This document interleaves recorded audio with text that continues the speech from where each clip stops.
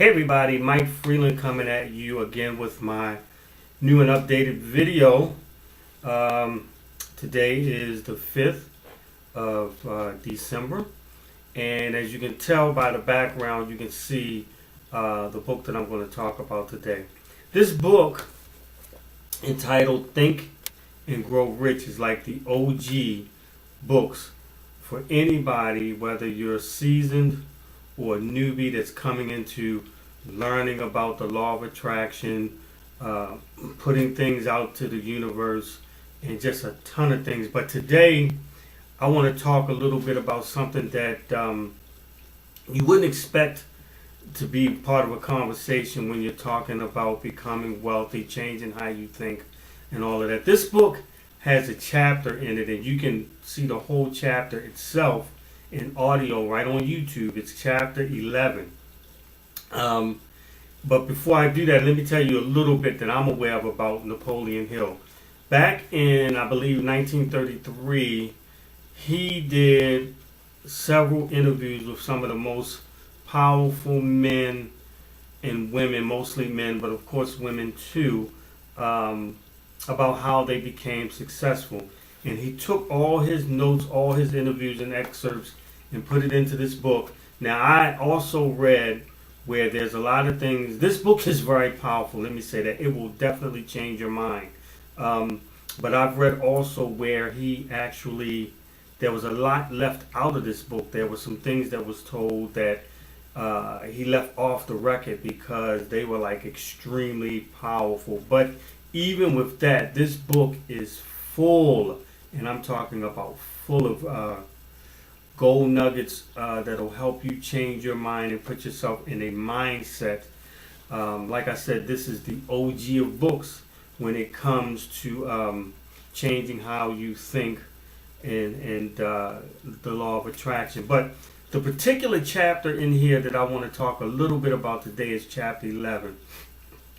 Chapter 11 is a very, very powerful chapter. In actuality, you wouldn't even probably think about the subject of chapter 11 when you're talking about becoming wealthy and everything. But the title of chapter 11, and I don't know if you can really see it, but like I said, you can go to YouTube and just type in Napoleon Hill or Think and Grow Rich chapter 11, and you'll get it and you'll be able to hear it in audio. But the actual chapter is called The Mystery of Sex Transmutation.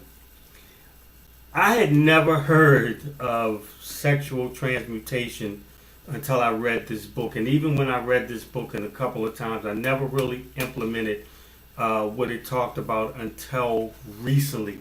Sexual transmutation, in a nutshell, is when you take the energy of the sexual act and instead of having sexual relationships or what have you, you utilize that energy in other forms, such as, let's say if you're a writer, you use that energy to write. You use that energy to build whatever business it is. You're taking the energy of the sexual act, okay, and you are actually putting that energy somewhere else. And from what this book talk about, and I'll give you a couple of, I'll give you the names that they have in here. Some of them I'm sure you've heard of them. But people like George Washington, Napoleon Bonaparte, William Shakespeare, Abraham Lincoln, Ralph Waldo Emerson, Woodrow Wilson, John H. Patterson, Andrew Jackson, Thomas Jefferson. These men are just a few of the people who have used their sexual energy for other things besides having sex. Now, we're not saying that, if you're married or whatever, that you shouldn't have sex. That's not what this is about. But there are times, we all know, where you may have the urge to have sex or be intimate or however you want to call it, and perhaps your partner or whatever is not. And for some people, they go to porn. For some people, they go to masturbation and things like that. Well, this book talks about, and I mean, it's a pretty extensive chapter, but it gives ideas and it talks about how you can take that energy, okay, and and transmute it into something else more productive, and how you can, whatever your dreams and goals and desires are, you can utilize that energy and help bring those to pass. If you think about your sexual energy, throughout a lot of books, throughout a history, Bibles, whatever, there's stories, countless stories of where men, the desire and the drive for having sex has put men in a position of defending their family, unfortunately raping, women. The Bible talks about a story where, a king sent a woman that he desired, sent her husband out to war, and put him on the front line, or moved him to the front line so that he could be killed, so that he could have that particular, or his particular wife. I mean, even today, unfortunately, the sexual energy, the sexual revolution, has always been, that energy has always been a dominant force, either for good or bad. I mean, we can sit here and talk about, everything from, students being sexually molested and raped pretty much by teachers, and, just everything that you can possibly imagine.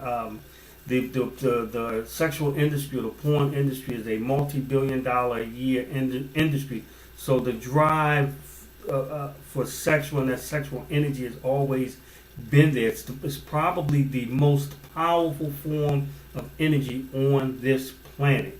I mean, when a man becomes extremely successful, what can he do? He can, almost have as many women as he wants, and vice versa for women that are in high power places. And it's there when entertainers, they can have the pick of the litter, so to speak. Another thing about sexual energy, that especially with people in sports, in professional sports, a lot of times, depending on what it is, be it boxing, football, baseball, hockey, whatever, a lot of times they're told to abstain from sex, leading up to a game, because that energy, if it's exposed of or disposed of or released, it takes a dramatic change on your physical actions, your physical attributes, or what it is that you can do. So they've been told to stay away. Now, I remember a long time ago, there was a Olympic star, Florence Griffith Joyner, I believe it was, who her and her husband were both into track and field, and they kind of was the opposite from the way the story went. Before race, it was nothing for them to be intimate before race, and she would go out there and tear up. Most people sustain in that particular situation. They did not. I mean, you can think about, people that go to like churches. How many times have you been to churches and where you hear the stories about, church leadership and illicit sex scandals and things like that? Or you've been in church and, the preacher is a very attractive female or male and well built and all, and a lot of times people are sitting there acting like they're listening to the sermon or whatever, and actually they're not. They're fantasizing about being with that particular person, or that particular person is using the ministry, if you will, as a way to attract the opposite sex or what have you. So the sexual energy is a very, very powerful energy. But this book, chapter 11, and I'm telling you guys, if you don't have the book, you can go online on YouTube. You can listen to the entire book on YouTube, or just go in and type in Napoleon Hill's Think and Grow Rich, and also put in chapter 11, and you can hear about the sexual transmutation of sexual energy. And again, like I said, it's something that I didn't hear about until reading this book, and now it's becoming a more and more popular chapter of the book, because it's being understood, if you will, as a way to not necessarily release the sexual energy out of being aroused, or out of actually having sexual contact, but it's how very, very powerful people has taken that feeling or that energy, and instead of releasing it, guiding it or channeling it ladies and gentlemen, to the efforts of creating, their goals, their dreams, their desires. I mean, like I said, it's a very, very powerful, driving energy. And this book is just sharing another way that you can utilize that energy. Now, you also can go to YouTube should you want to and just look up sexual transmutation. There's tons of people like myself that are talking about it. I wanted to share it in the month of December because, as you know, I'm changing my whole format and enabling because I want to help people. And the videos that I've been putting out in the last couple of days are things that I'm hoping that you guys would want to use to start off 2019 on a very, very powerful start with building your goals, your dreams, your desires, the law of attraction, speaking things into the universe, affirmations, and all of those things. I think this is very, very powerful for males and females who have dreams, who have goals.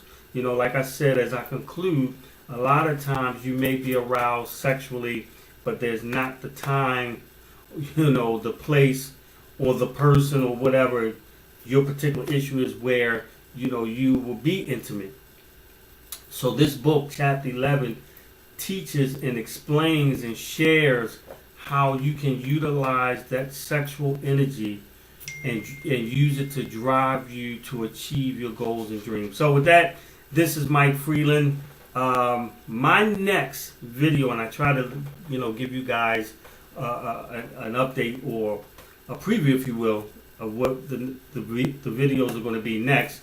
It's going to be kind of the opposite of this, but it's still going to be on the subject of sexual actions or sexual intimacy. It's going to actually talk about how people have used sex, to manifest, their dreams, their desires, their goals. Very, very powerful. I'm telling you, the things that I'm learning and that I'm going to be sharing with you guys. Some of you will agree with it, some of you won't, some of you will think it's taboo, some of you may listen and do your own research and things like that. But the bottom line is, for 2019, guys, I'm going to be sharing some things that I'm researching, and it appears that it's working and successful for a lot of very, very wealthy, very, very successful people. And we'll hope that what we're sharing will help you achieve your goals and dreams as well. This is Mike Freeland. You guys take care. Have a fantastic day. Bye-bye.